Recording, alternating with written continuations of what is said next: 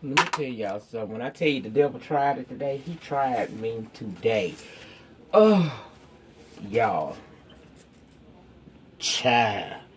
I recorded this entire video. 26 wonderful minutes. Uploaded it. My son bought me a new paper shredder. I shredded the notes. Guess what happened, family? The video never started to upload, and once I stopped it and started trying to re-upload it, they said the file was corrupt. So I had to delete it. Which means I'm starting all over again. Which means I ain't got no notes, y'all. So I'm finna try to do Queen Sugar from last night. Basically, off of the dome. Girl, I tell you, even in black screen, bubble screen, the life of a YouTuber is so unpredictable. I don't know who y'all support. I know that if you're watching this shit, you support me. And I want to thank you. It means a lot. Because it's things like this that happen that throw you way off your... Ooh, throw you off your game. I'm supposed to be recording Black and Crew now. And I have to go back and do Queen Sugar all again with no notes because my son brought me a paper cutter, a paper shredder, and I'm over here just so happy to get something new to add to the collection of things that I'll be using to make my videos better and, you know, all that other stuff is and do my little work from home stuff. I done got so excited, y'all, because the paper shredder I had it was old and it was ancient as shit. So my son would come in here with some new shit. I done got excited and just wanted to shred some damn paper like a kid with a new toy and shredded my Queen Sugar notes. And y'all, why I don't have them? I told y'all, even from behind the scenes, it's a job. Anybody that say that YouTube is easy is a lie. They a lie from the pits of hell. They a lie. Because you have to be ready for the unexpected. And because I'm not going to put this video out later than what it's going to be, I have to do this again. And I'm hoping and praying that I can remember everything. Y'all just stand by me and pray for me. Because, girl, I don't know how this shit going to turn out now. This is Queen Sugar, Season 3, Episode 10. We have 3 more episodes, and this will be history. The title of the show is Here Beside the River. We open up with Nova speaking. She's reciting an essay, which will be an excerpt from her book, okay? And it's about her admiration she felt for her parents, starting with her mother, and how losing her mother really affected her. In the essay, it also goes on to speak about Daddy Bordelon and how he appeared to be so strong and always take care of the family. But when Trudy died, a part of him died, but he couldn't just wallow in that. He had to keep on. It speaks to the pain that this man felt inside at losing his wife, trying to maintain their land, fighting with folks who was trying to take their land. It just shows you a more human side to Daddy Bordelon. And as she's reciting this, they're also playing clips from each family member showing what they're doing as she's reciting this. We saw Charlie checking in on Prosper. Micah is in his room trying to remove spray paint from his shoes because he done been out thugging it. Ralph Angel, he received some legal papers from Darla. Remy, of course, was in the audience supporting and cheering her on because at the end of that reciting of that essay, man, she got a very, very warm applause from everybody. It really resonated with people, and if I would have been sitting in that audience, the way she was able to bring to life her father and the things he experienced, the pain, the tragedy, the strength, it would have affected me more than it did just watching it on TV. So it was a very, very good essay that she wrote and recited. Now, over at the high school, Micah and Kiki are headed to classes, but they're listening to a news report on Kiki's phone about that fire at the plantation the night before. And she said in the book of her mind, that shit was stupid. I understand that the plantation owners were not the nicest people and they did mistreat the ancestors, but why burn down the slave cabin and not the big house? It would have made a more impactful statement to me. Mike ain't really saying nothing because he know he is complicit in all of that went on, okay? They confirmed that they have a steady date later on that day, and she go off to, meet up with her girls as he meets up with his little crew, which I have dubbed the Mini Black Panthers. And they're talking to this one guy in the Black Panthers by the name of Anthony. He's telling them that the police did come by his house last night, but they ain't got no evidence, and they sticking with their stories, and that's it. Now, Hollywood and Vi together, he packing up her pies, and Vi talking about the location, her possible location for a storefront and how she's not pleased with the location. She notices that he a little bit off today. He's not his normal upbeat Hollywood self, and she asks if he okay. He said, yeah, I just slept kind of wrong, got a little crook in my neck. So she offered him some aspirin. He said, nah, he gonna work it out. But it's clear that he not himself right now. Now, Charlie meets up with the Landry's son, Colton, and he an arrogant little piece of man. Yes, he is. Soon as he gets there, he tell her, whatever you got on me, my wife probably already know about it. She tell him, that's not why I asked to meet with you. So he goes on to tell her, you may have my cousins wrapped around your finger, but it's a big difference between the Boudreaux and the Landrys. Please understand. He told her, you got 5 minutes to speak your piece. And she said, well, let me get right to the point then. I want that 10% in the company that you have. And you can keep your mistress. Apparently, he's been washing dirty money through a shell company, and she knows about it. And if she blows the whistle, his ass could go to jail. Prison possibly for years. His dad will not be happy about it, and it could possibly lead to more investigations that will lead to more charges being brought against possibly him and his entire family.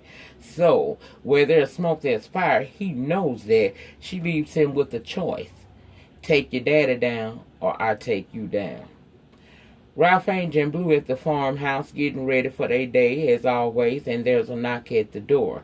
It's 2 women from the Department of from the Department of Child and Family Services, along with a cop, coming to talk to him and Blue. Now he's surprised by this visit, but it allows them to come in. And immediately you got one lady in there talking to Blue about his habits at home. Who takes him to school? Who wakes him up for school? If he ever is a time where he can't wake his daddy up, how is life here for you on the farm and whatnot? And Ralph Angel is noticing this, but he's not saying nothing. He's keeping it cool right now. Now, over advised, she and Rhonda talking, and Rhonda's telling her how strong the Bordelon family is and how much she admires that. And she mentions that she read an essay by Nova that she had written about Ernest, and she's saying how talented Nova is, and she lets Vi read the article because she downloaded it to her phone. And Vi at first was all happy. She was feeling boisterous about, the accolades the Bordelon family was getting, and she was curious to see what did Nova write about her brother. Well, as she began to read it, you can tell that she didn't like what she was reading. Her entire facial expression changed. Now, back at the farm, the lady is asking Ralph Angel about his arrest record, and he's quickly to say that my record has nothing to do with my ability to be a good dad. He notices the other lady that's talking to Blue is looking at a scratch that Blue got at school. But the other lady asked him to focus on their talk. He clarified that he here with her, but he also see what this woman over here is doing, and he making it clear that no harm came to his son under his care. That's a little childhood scratch he got at school playing. He know now that they there trying to see, if they can find an issue with how he raises his children. Now, the lady is telling him it's standard procedure, just let them do their job. So he asks her, who sent you? She says she can't disclose who that was, And you can tell that he's beginning to get a bit irritated because at this point his voice is raising a little bit, and he has stood up and told her, "I'm a good dad. I work hard for my son. I take care of him. I make sure he feels love and he feels shelter. He wants for nothing." The lady urges him to sit down. And of course, when he got a little irate, here comes this cop that wants to come a little bit closer to him. And I'm thinking in my head, Ralph Angel, you cannot pop off every time. I know that it's inbred in us to want to pop off when we are being somewhat accused of possibly doing some wrongdoing that we had nothing to do with, but we can't pop off every time. And Blue is looking a little bit scared. That is what calmed him down enough for him to realize, I'm doing a little bit much here and I'm going to bring it down. But I could totally understand why he was angry, but you cannot act out like that. Now, Prosper done fell down preparing to take a shower. Thank goodness he had his cell phone and was able to call Charlie, who rushed in to try to help him. But it's evident we're going to have to take Mr. Prosper over to the hospital because he may have hurt himself a little bit more than what we actually think, because he can't even stand up alone. Now, we see Darla's at her job. She done got her job down at the financial services place, baby. She looking good. Nothing like them jobs she was having when her and Ralph Angel first came back together and was trying to make their thing work. She got her a good job her parents done helped her get. Well, Ralph Angel is calling her because he want her to know, hey, child services done came by here. She was surprised. She told him, I know nothing of this, and I definitely would never be the one to call on you. He pissed. He hang up. Back at the school, the police now come and they arrest Anthony for arson, trespassing, and the destruction of property, as his crew, to include Michael, can do nothing but just stand there in amazement. Ralph Angel goes to see Mr. Jarvis, but he's not in right now. He ends up talking to another lady with an attitude. I was like, just because a person has had some troubles in their life and they get into a little something and they pay their debt to society, don't mean they gonna come out and want to reoffend. She treated him like he was nothing but more than a common criminal and didn't even really want to address his issue. But he tried to tell her about it anyway. His issue is, I'm coming up for early parole next month. I'll be off of it. I had a visit this morning from Child Services, so I came here to talk to Mr. Jarvis to see if this would in any way affect me being able to get off of parole early. She can't really tell him whether it would or not, but she does say that it depends upon the outcome of the investigation. You just have to wait and see. So that ain't necessarily what he wanted to hear, but that's what he had to take. Now, Charlie is down at the hospital. She didn't call Prosper's daughter, I believe, but the woman didn't answer, so she's leaving an update on the phone that her father fell. He is being kept in the hospital overnight for observation, but she felt like he would be okay. That's when the nurse guy that she's friends with, I think his name was Ramon. If that's not his name, please clarify that for me down in the panic section. But he comes and tells her that Prosper canceled that upcoming surgery on his back he was supposed to have. She had no idea that was even, he had done that. She says she learning that proud men don't like to get sick. Ramon said he not certain if it's pride or fear, and that makes Charlie begin to think a little bit more in depth about what could be going on with Mr. Prosper. So later on, she go to Prosper's room, and of course he wants to go home. She explains that the doctor wants him to stay overnight so he can observe him and make sure he's okay, but she's gonna stay right there with him. He say she ain't got to. She said, look, you ain't got to face this alone. She goes on to ask him, why did you cancel your surgery? And he told her, do you know a woman named Anita? She's the secretary down at the church. Well, she had, her husband had to have hip replacement surgery a year ago. And he goes into have this, was supposed to be an in and out situation, and he died on the table. So what the nurse friend of hers had said is really true. Prosper is afraid of going under the knife because he said people his age come in, but they don't come out. And she is assuring him, Mr. Prosper, you're not going to die. nor are you going to go through this by yourself. You are not alone. And I like how she treat that man. Vi comes to see Darla's mom, Darlene, and she heated. She knew why Vi was coming. She tried telling her it's all for Blue, and Vi said if it was for Blue, you'd have come long time ago bearing more than a checkbook. She said they left, y'all left him, you left the raising to us, treated us like glorified babysitters while Darla was off smoking, snorting, and doing God only knows what and with God only knows whom while they raised Lil Blue. Vlad let her know, if you want to fight, it's a fight you finna get. Darlene said that they appreciate everything that the Borderlongs have done. But if it was Vi, when it was just Vi and Ernest, it was cool. But since Ralph Angel came into the picture, it's been questionable things going on, and Vi let her know fast. Ralph Angel works his ass off for this child. Every dime he gets goes to Blue.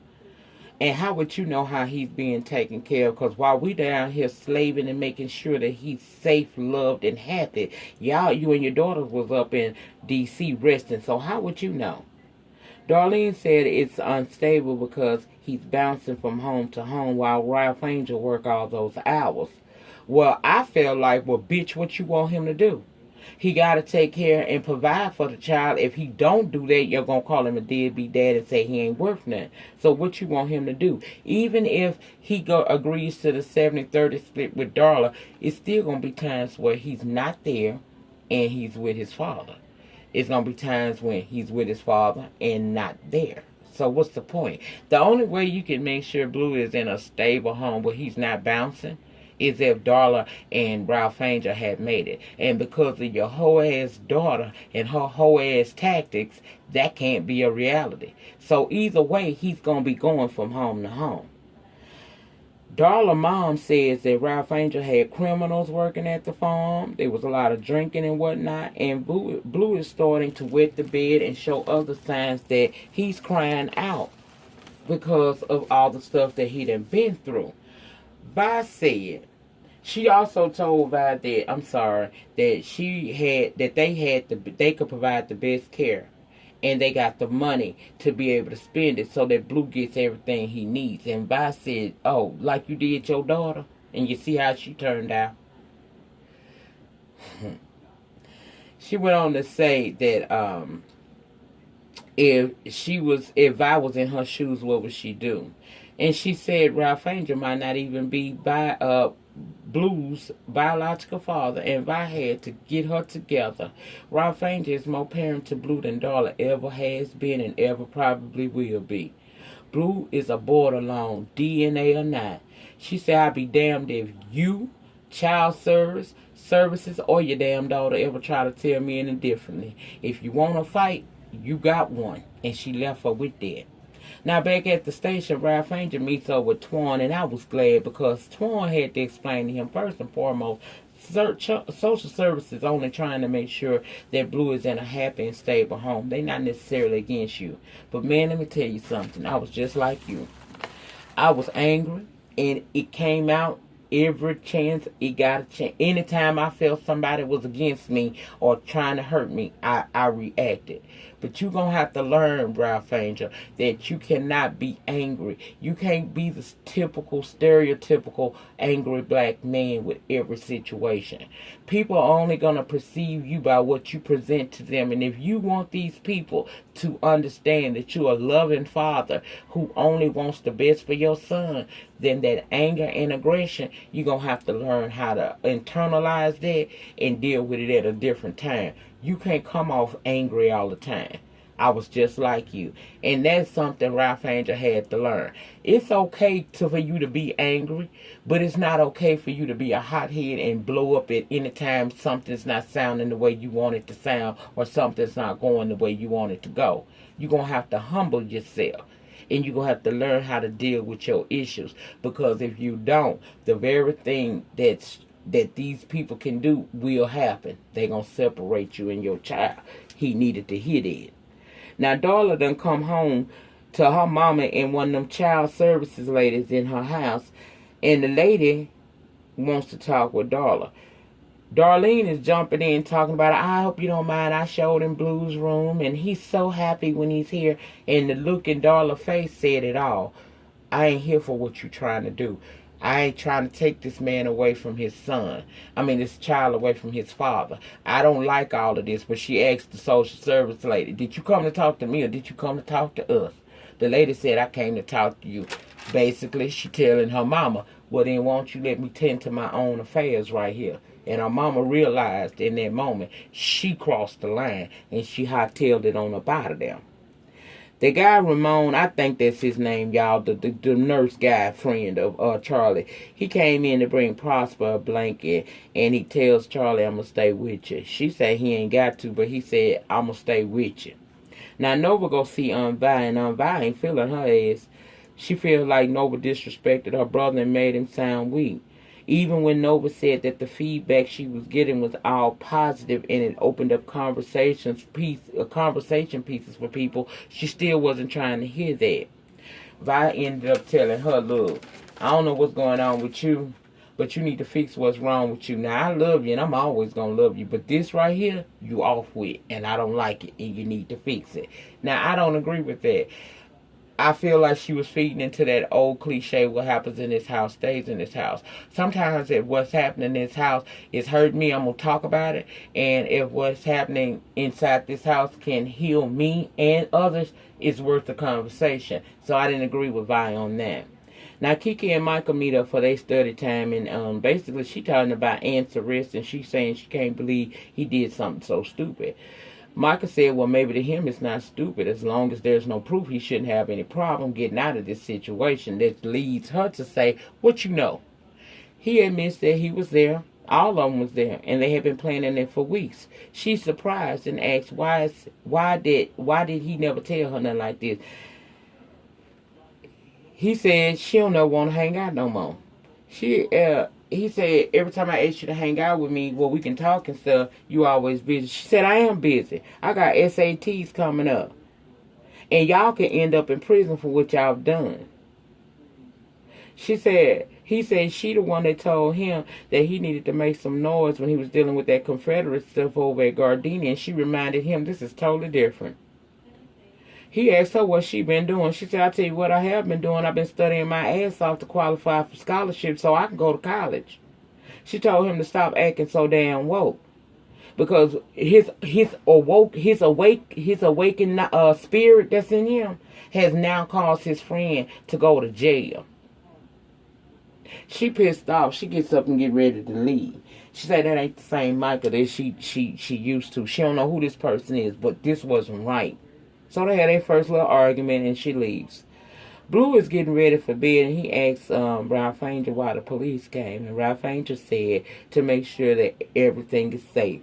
He apologized to Blue for scaring him and told him that, he scared himself. Then he went on to explain. Son, I was in lockdown once. Lockdown is where they put you when you do things you ain't supposed to be doing. Pretty much like your time out. When I was a little bit young, a couple years ago, I was not doing what I was supposed to be doing, and it caused me to go to prison. I'm not a bad person. I just did something bad, and I had to pay for it. Today, I'm a different man. I'm a better man. I'm a changed man. And I won't allow anything to separate you and I from being with each other ever again. And he embraced his son, and I was almost in tears. Hollywood come home to Vi. He just want to go lay down because Charlie's been one of them days that a nigga go through. When he angry inside, he don't want to take it out on you. Okay? She says she understands and tells him that, child, I had one of these days my damn self. We got Darlene back in town, meddling all in Ralph Angel and Dollar's affairs with Blue. Then at Nova, she done wrote this essay about Ernest. She said he saw it, his mom sent it to him, and she said she don't understand why she would tell her father's business like that and make him weak. Hollywood didn't say nothing. He came and sat down. He said, I see it differently. I ain't saying you're wrong. I'm just saying I see it differently. He goes on to tell her a few days ago was the anniversary of a miscarriage that his former wife had. She had it at 18 weeks, a late miscarriage, so he got a chance to see the baby. Wrapped the baby up in a blanket, and they wheeled the baby away. She would have been 11 years old. But every year since that miscarriage, when she passed away, he tries to keep himself as busy as possible so that he's not thinking about it. He said he don't know where she is. He don't talk about it often because he don't want to. But when he read that article about Ernest, he understood how hard it is to withstand in the pain. But it's even harder to act like it's not there at all. So he gave her a different look, and I liked it that. Old Colton had to turn over them shells to a very happy Charlie, and Charlie hit him with a saying his daddy had given her when he thought he had overtaken her meal. Your daddy be proud of you. I loved it, child. Now, Remy and Nova having dinner, and he notices she's a bit quiet, asks is she okay. Basically, she said no. They begin to talk about their relationship, and what I got out of this is, my wife wanted me to move on with my life if something was ever to happen to her. Made me promise that. But when she passed away, I couldn't find it in myself to sell my home. I couldn't sell my land. Nova said, I thought you stayed because of Charlie. He said, no, it's just something about this land. And basically what them people came to the conclusion is that this is not right what we doing, because what we doing could cause a rift in our family, and we don't want that. So what we going to do is we going to go our separate ways, and that's pretty much all I needed to say or hear about that situation. I don't dislike Remy. I just think that they have no business being together. He can't fuse his way into the Bordelon clan with Nova after he's already tried it with Charlie. You do not cross those certain lines with one another. I don't care how strong the attraction is, because you will be a catalyst in destroying the foundation of how this family works. And it's not worth it for some momentary pleasure, because Nova ain't known to be in no relationship too long with nobody. Now, I want to see her with somebody. I don't care if it's male or female, as long as the person not married or have ties to their family, like Remy got ties with their family as a result of him trying to be with her sister last season. That's how I feel about it. Now, y'all, I don't know if I hit everything. I think I did. If I left anything out down there in the panic section, it's open for discussion. I apologize that I lost my notes and wasn't able to do what I did the first go round. I couldn't even go back and listen to the audio to see if I could, jot stuff down. The file was corrupt, and I had to just delete it out.